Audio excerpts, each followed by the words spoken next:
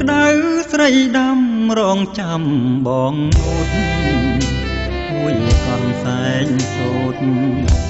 លះងូតយប់ថ្ងៃពេលខែរងាអងរឹងទាំងគូថាដូរនឹងគ្នារងចាំមកវៀងស្នាថ្ងៃមួយនោះណា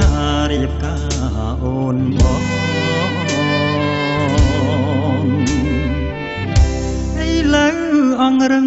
នៅឈឹងឈប់ស្ងៀមម្ចាស់យ៉ាងខួតឈាមគេហាមឲ្យឈប់ទៅមកទាំងតងបើមានម្ចាស់ថ្មីមកបីប្រកងនឹកឃើញ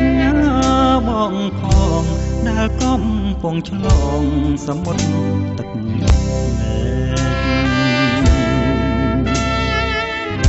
ព្រាត់ហើយខ្នើយអើយធ្លាប់កាយស្ដាប់សៀង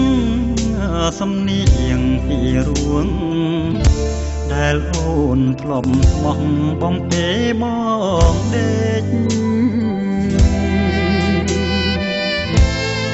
ថ្ងៃនេះ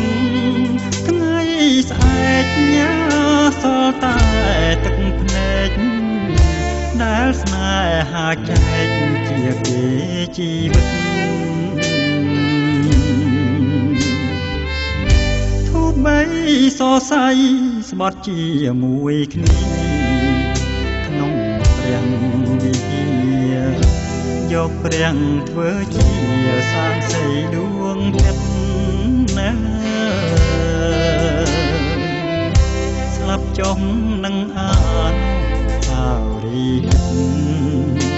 ស្លាប់ចុះអស់ចិត្តផ្ដិតយករូបស្រីបីតាមសង្ខារ